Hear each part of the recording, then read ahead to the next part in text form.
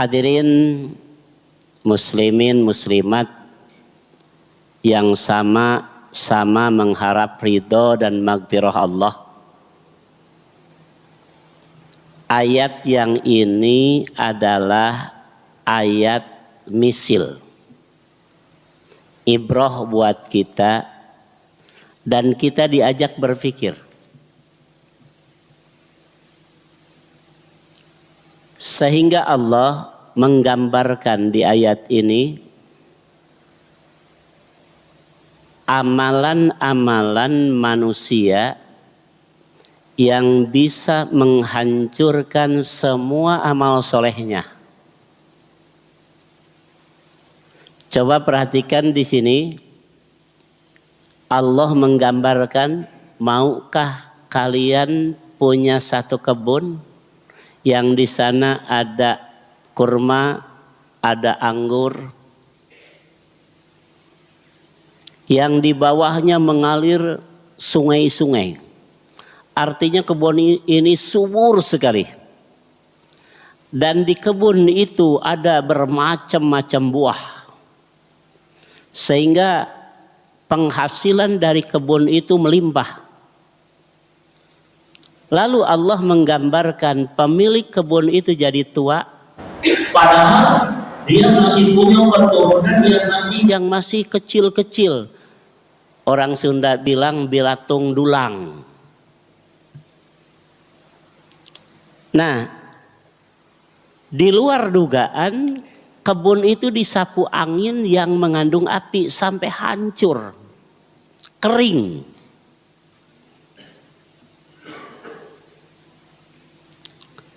Lalu Allah menyebutkan di ayat ini, begitulah aku jelaskan kepada kalian permisilan agar kalian berpikir. Coba di antara ibu dan bapak ada nggak yang bisa memahami ayat ini? Misil apa ayat ini? Ada? Kira-kira misil yang disampaikan Allah di ayat ini misil dari amalan apa? Ada? Ini misil apa?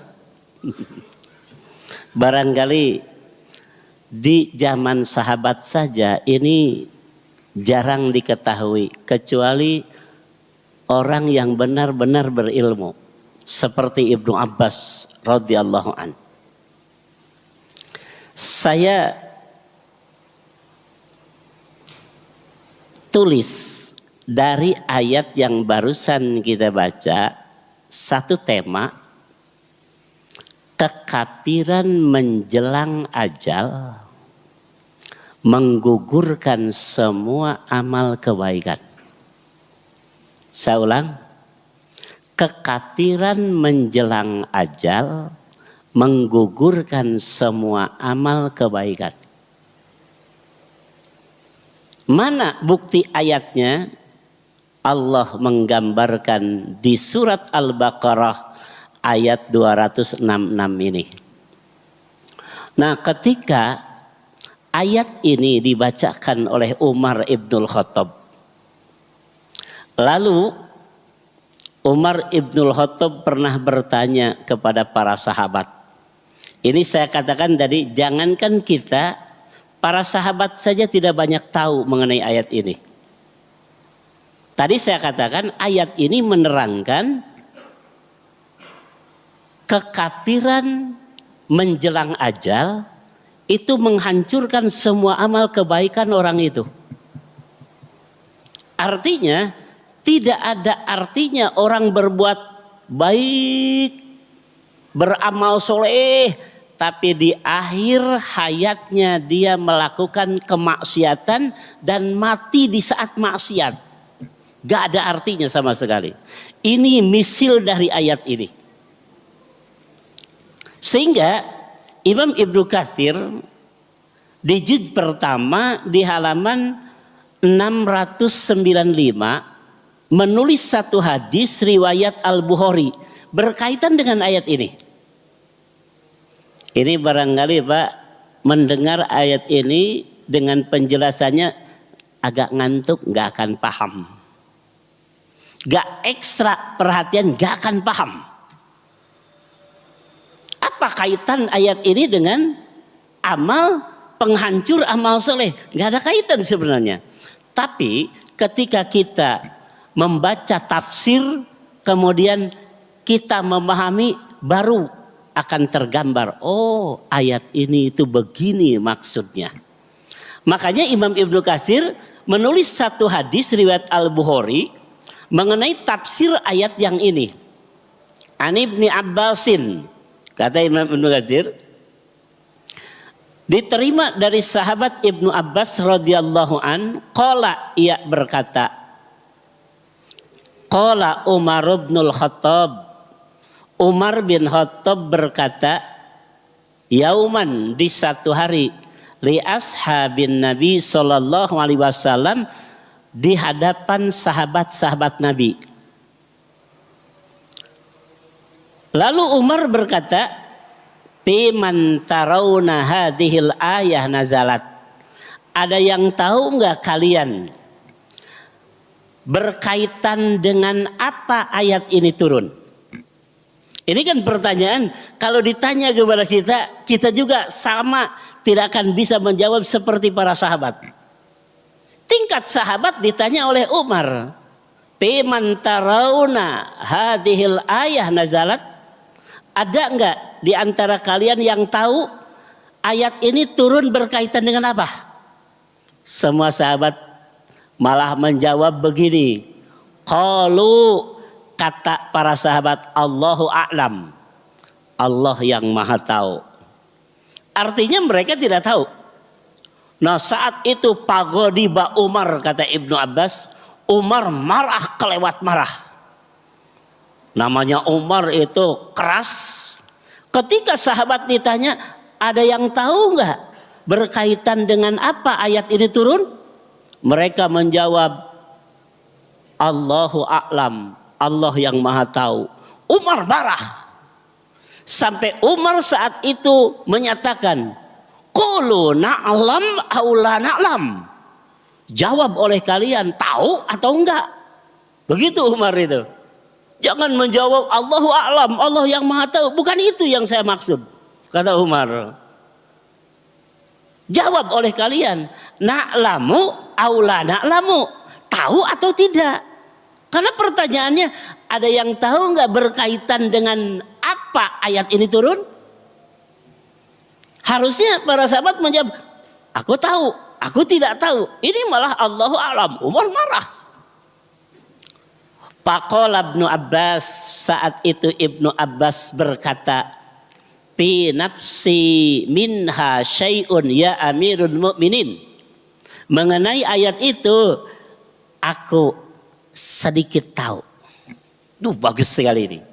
Ibnu Abbas itu kan ulama tafsir yang paling ulung di zaman Rasul. Tapi tawaduknya ini, untuk aku tahu ya Amirul Mukminin, tidak begitu.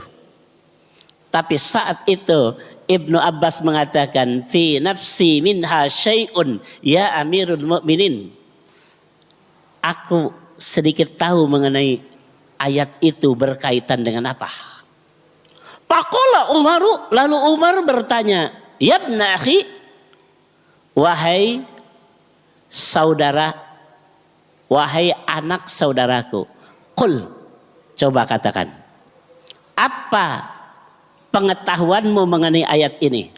Wala tuhaqqir nafsak, dan kamu jangan merasa rendah diri.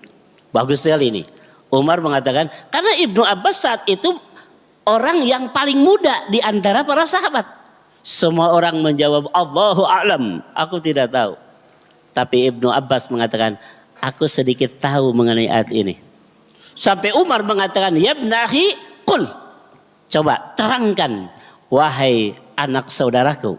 Wala tuhaqqir nafsak, jangan merasa rendah. Coba terangkan. Faqala Ibnu Abbas, lalu Ibnu Abbas mengatakan, duribat masalan li amalin, ayat ini turun berkaitan dengan satu amal. Lalu saat itu Umar bertanya lagi, ayo amalin. Amal apa itu? Qala Ibnu Abbas, lalu Ibnu Abbas menjelaskan, li rajulin ghaniyyin ya'malu bi ta'atillah. Ada orang kaya yang beramal dengan ketaatan kepada Allah. Artinya amal-amalnya amal soleh. Infak, sedekah, zakat, semua dilakukan. Pengabdian orang ini kepada Allah didasari dengan ketaatan kepada Allah. Artinya sebuah orang akan mengatakan orang ini ahli surga. Kenapa? Semua amalnya didasari dengan taat kepada Allah, beriman kepada Allah. Summa ba'asallahu lahu syaitan. Kemudian Allah mendatangkan kepada orang itu setan. Fa'amila bil ma'asi, lalu orang itu beramal maksiat. Coba. Ini orang kaya beramal dengan dasar taat kepada Allah. Semua yang membutuhkan dia bantu. Sedekah, infak, itu ditutupi semua. Sabilillah, fakir, miskin, dia bantu. Tapi summa ba'asallahu lahu syaitan, lalu Allah mendatangkan kepada orang itu syaitan yang membujuk dia untuk melakukan sesuatu penyimpangan dari syariat yang diajarkan. Fa'amila bil ma'asi, lalu orang itu melakukan kemaksiatan sampai dia mati di saat melakukan maksiat. Summa aghraqa a'malahu, kemudian hancurlah semua amal-amal yang ia lakukan.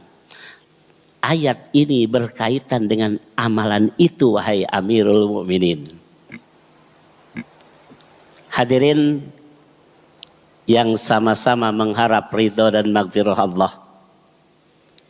Saya dari ayat ini dan tafsiran yang disampaikan oleh Imam Ibnu Katsir, saya menulis satu judul mengenai ayat ini, kekafiran menjelang ajal menggugurkan semua amal kebaikan seseorang.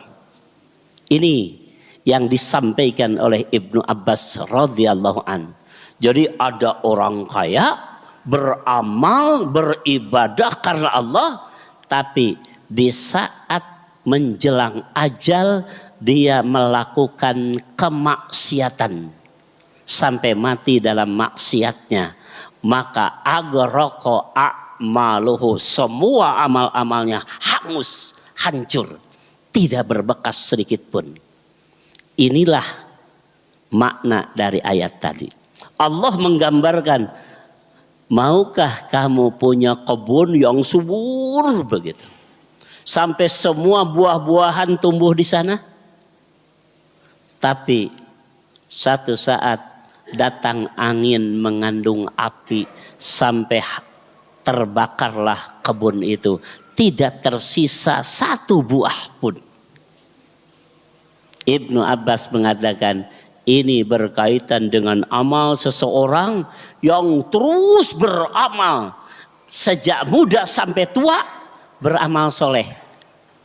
Akan tetapi ketika menjelang ajal, setan membujuk dia untuk melakukan kemaksiatan sampai ia melakukan maksiat dan mati di saat itu.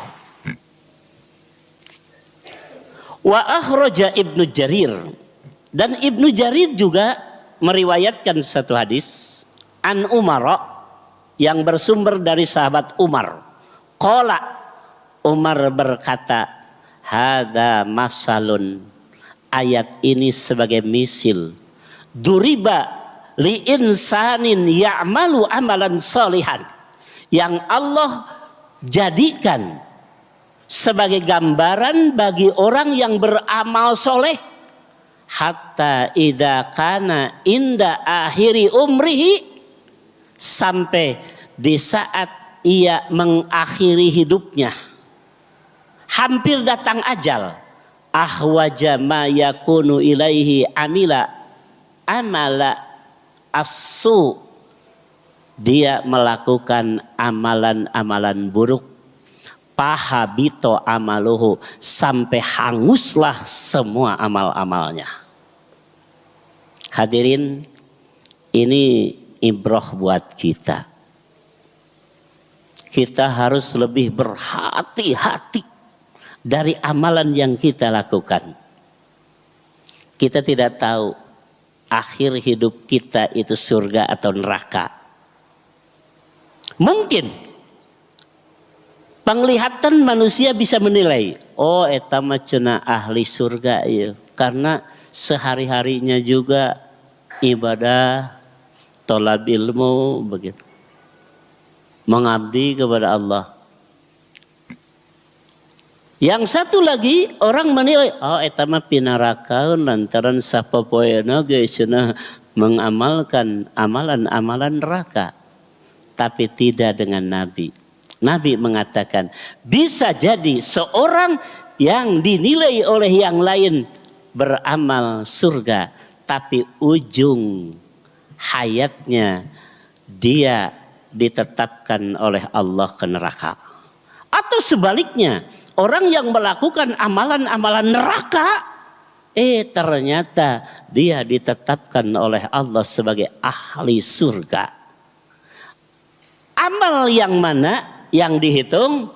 Amal yang terakhir di saat ia melepaskan nyawa. Makanya di kitab Sahih Ibnu Hibban juz kedua di halaman 52, Ibu Aisyah radhiyallahu an pernah menyatakan, annan Nabi sallallahu alaihi wasallam qala, bahwa Nabi sallallahu alaihi wasallam bersabda, innamal a'mal bil khawatim. Ingat oleh kalian, sesungguhnya amal seseorang yang dihitung oleh Allah ka surga ka neraka bil khawatim, amal yang terakhir. Amal panungtungan ya, amal panungtungan. Makanya saya sering mengatakan bisireuk doraka we ti ayeuna teu nanaon.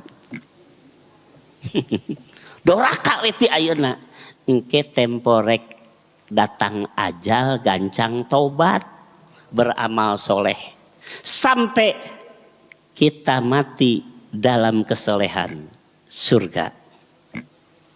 Dibanding orang soleh temporek ajal migawe maksiat, migawe kafir, geletuk teh dina maksiat ta maot teh neraka. Kenapa? Nabi sallallahu alaihi wasallam menyebutkan innamal a'mal bil khawatim. Ingat, amal yang menentukan kalian ke surga ke neraka itu amal yang terakhir. Lalu kira-kira amal apa saja yang lebih dominan menghancurkan semua amal-amal kesolehan seseorang? Yang pertama, amalan bid'ah. Ini harus waspada. Sekecil apapun bid'ah sengaja dilakukan oleh seseorang padahal tahu itu bid'ah, maka itu akan menghancurkan semua amal-amal yang pernah ia lakukan. Salat, saum, sedekah, haji, umrah, jihad, semuanya hangus dengan melakukan bid'ah. Jangan dianggap enteng. Seringkali kita mendengar orang, atuh da ngahargaan tatangga we. Tahu dia bid'ah. Tapi dia ikut melakukan bid'ah karena ini menghargai tetangga saja. Karena yang melakukan bid'ah piraku atuh da dulur ieu mah. Ya. Adi lanceuk, malah satu saat orang tua kita yang melakukan. Tahu kita itu bid'ah. Kita ikut. Maka semua amal yang dia lakukan hancur. habito, berdasarkan dalil. Di kitab Sunan Ibnu Majah juz ke-1 di halaman 19. Satu hadis yang bersumber dari Huzaifah. Ia berkata, qala Rasulullah sallallahu alaihi wasallam, Rasul sallallahu alaihi wasallam bersabda, la yaqbalullah li sahibi bid'atin. Allah tidak akan menerima semua amal dari pelaku bid'ah. Sauman, saumnya, wala solatan juga solatnya, wala sodakotan juga sodakohnya, wala hajan juga hajinya, wala umrotan juga umrohnya, wala jihadan juga jihadnya. Kira-kira mau mengandalkan amal yang mana? Saum, solat, sodakoh, haji, umroh, jihad, semua tertolak selama dia melakukan bid'ah. Di hadis lain diterangkan oleh Rasul, hatta yada'a bid'atah, sampai ia meninggalkan bid'ahnya. Jadi tidak dianggap enteng. Tolab ilmu seperti ini penting sekali, karena kita tidak akan tahu mana sunnah mana bid'ah tanpa tolab ilmu, nggak akan tahu. Orang kadang-kadang sok tahu, dah cek ajengan gitu, dah tiba baheula gitu. Tanpa tolab ilmu tidak akan tahu mana sunnah mana bid'ah, nggak akan tahu. Makanya tolab ilmu itu penting sekali sampai kita akhir hayat. Tidak ada dispensasi dari Allah. Udah imah geus kolot cenah bae teu tolab ilmu, nggak ada. Wanita yang haid saja ketika diwajibkan sholat ada dispensasi dari Allah, tidak sholat. Ketika orang safar, ya, salat dikurangi, yang tadinya 4 jadi 2, wajibnya itu. Itu ada dispensasi. Tolab ilmu nggak ada. Tolab ilmu itu wajib kapanpun, dimanapun, usia sebaya apapun, itu wajib. Nggak ada toleransi kecuali yang sapar. Tolab ilmu wajib kecuali orang yang haid, nggak ada. Nggak ada. Makanya ini penting sekali untuk mengetahui mana sunnah mana bid'ah, karena satu bid'ah dilakukan semua amal-amal kita hancur, gak berbekas, tidak berpahala sedikit pun, karena Allah tidak mau menerima amalan itu sampai dia meninggalkan bid'ahnya. Yang kedua, amalan musyrik, syirik. Kenapa orang melakukan syirik? Satu amalan syirik itu akan menghanguskan semua amal soleh yang pernah ia lakukan. Sejak muda sampai tua terus beramal soleh. Sudah tua kena penyakit.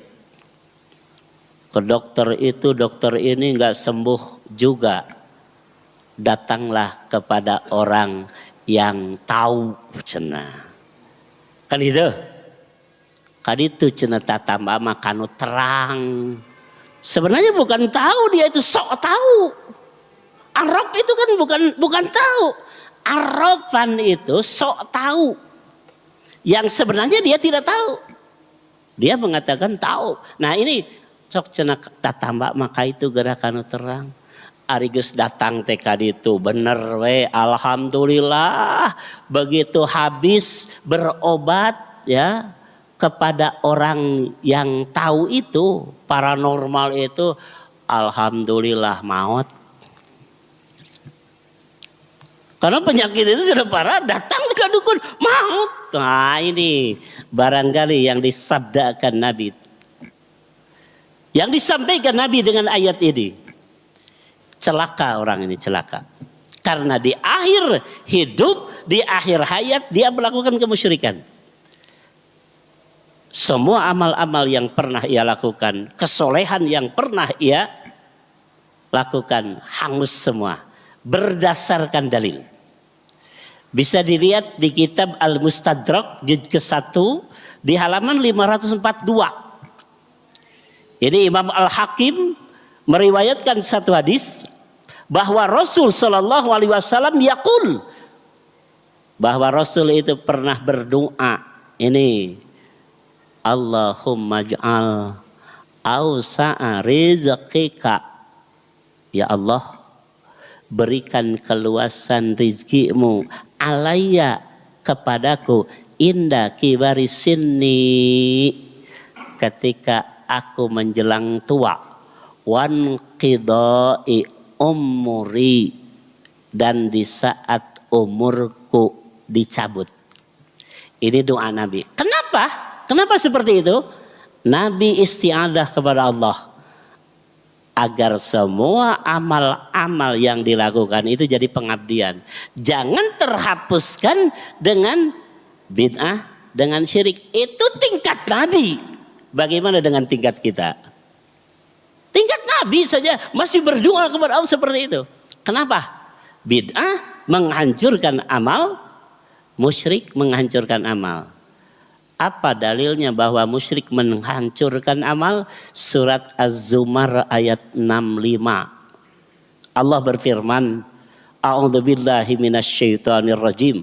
Walaqad uhiya ilaika wa ilal ladzina min qablika la in asyrakta la yahbatanna amaluk. Ini Allah yang berfirman, sungguh aku telah mewahyukan kepadamu Muhammad sallallahu alaihi wasallam, wa ilal ladzina min qablika, dan rasul-rasul, nabi-nabi sebelummu. Apa wahyunya? Jadi di kitab Taurat, Injil, Quran sama. Apa isi wahyunya? Lain asyrokta, jika kamu melakukan kemusyrikan, layahbatonna amaluka, pasti hancurlah semua amal-amalmu, walatakunanna minal khasirin, dan pasti kamu akan jadi golongan yang rugi di akhirat nanti. Ini yang disampaikan Nabi berkaitan dengan surat Az-Zumar ayat 65.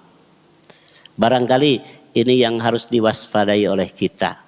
Sampai Nabi berdoa, Allahumma ja'al awsa'a rizqika alayya inda kibari sinni wan qidai umuri. Ini harus dihafal ini. Kenapa? Ya sudah sebaya saya begitu ya. Cek orang Sunda mah geus bau taneuh. Geus asar. Sudah duha, bukan duha lagi, bukan duhur lagi, geus asar. Quran kan bicara, geus asar, orang mah geus bau taneuh. Wajar kalau berlindung kepada Allah, ya Allah, berikan ya kebaikan bagiku di saat tutup umurku. Jadi ayeuna mah urang teh solehkeun ye teu apal engke mangsa maot urang migawe naon, belum tahu. Makanya Nabi berdoa seperti itu. Lalu Abu Bakar pun berdoa kepada Allah. Ini dicatat oleh para ulama, di antaranya di kitab Musannaf Ibnu Abi Syaibah di juz ke-6 di halaman 65. Anna Abu Bakrin kana yaqulu, sesungguhnya Abu Bakar juga berdoa kepada Allah. Apa doanya? Allahumma ja'al khaira umri, ya Allah, jadikan kebaikan umurku itu akhirahu, di akhirnya. Bayangkan ini, Abu Bakar berdoa kepada Allah, Allahumma ja'al, ya Allah, jadikan umurku ini akhirahu. Jadi khaira umri, yang baik dari umurku itu akhiruhu, akhirnya. Kenapa? Karena Nabi menyebutkan innamal a'mal bil khawatim. Eueuh hartina ayeuna alus, ujungna goreng eueuh hartina. Gak ada artinya sama sekali. Makanya Abu Bakar berdoa, Allahumma ya Allah, ij'al khaira umri, jadikan kebaikan dari umurku itu akhirahu, akhirnya saja. Kenapa sekarang berbuat baik dari sekarang? Datanya iraha tuh akhir umur. Kalau tahu gak usah. kewe geus tereh umur maot kakara beramal soleh. Yang kedua, Abu Bakar mengatakan wa khairu amali khawatimah, dan jadikan amalku yang baik itu khawatimahu, di akhir hidupku. Jadi minta umur yang baik di saat akhir umur, minta amal yang baik di saat tutup usia. Eta tah panungtungan. Wa khairu ayyami yauma alqaqa, dan jadikanlah hari-hari terbaikku di saat aku menghadapmu. Ini yang disampaikan Abu Bakar. Kenapa? Karena dari ayat di atas Allah menyatakan semua amal-amal soleh akan hangus, akan hancur dengan satu amal maksiat, amal kafir di saat menjelang ajal. Mudah-mudahan kita bernasib baik. Tidak seperti yang digambarkan Allah di surat Al-Baqarah 266 ini. Orang beramal baik di ujung hidupnya melakukan maksiat sampai kebaikannya hancur semua dan dia ditetapkan finnar. Na'udzubillah, summa na'udzubillah. Itu saja barangkali yang dapat saya sampaikan. Mudah-mudahan ini jadi ibrah bagi kita semua. Barakallahu li wa lakum. Wassalamualaikum.